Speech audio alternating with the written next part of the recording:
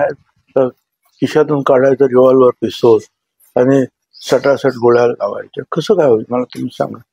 पण पोलीस का प्रत्येकाच्या घरात जाणार, तुमचे मित्र तुम्ही घेऊन बसतात किंवा आपल्यामध्ये भांडण काहीतरी असतं.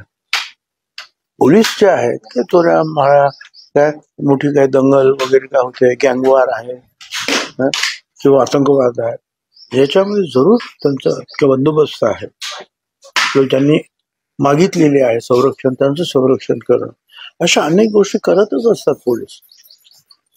परंतु आता घरातलीच ही माणसं एकमेकाच्या, गणपत महाडिक आणि ते कोणतं महेश महाडिक ते सुद्धा भाऊच आणि आपसातलं भांडण, आणि हे पण जे आहे दिसत आहेत तर मित्रच दिसतात, एक खास मित्र कार्यक्रमात गेले, त्याच्या कार्यालयात गेले.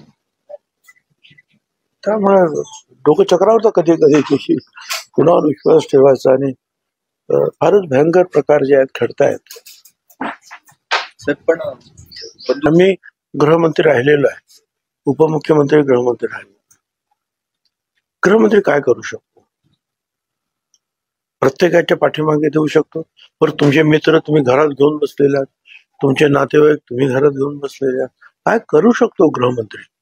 गृहमंत्री जे आहे, हा आतंकवाद वाढलेला आहे, आपण त्याला सांगू शकतो हे करा, चोऱ्या माऱ्या अमुक तमुक त्या कंट्रोल करा, बंदोबस्त नीट ठेवा, दंगे धोके कुठे होत असतील तर त्याला तुम्ही ताबडतोब कंट्रोल करा.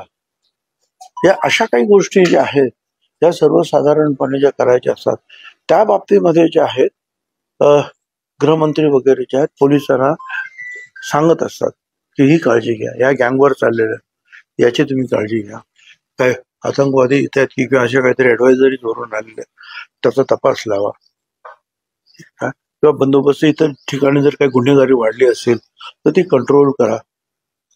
याच्या पलीकडे काय सांगू शकतात. प्रत्येकाला हे देऊ शकत नाही, संरक्षण देऊ शकत नाही, पण तुमची घरातलीच माणसं नाही सगळं असं म्हणायला पाहिजे, तुमच्या बरोबर वावरणारी माणसं, त्याला गृहमंत्री काय करू शकतात.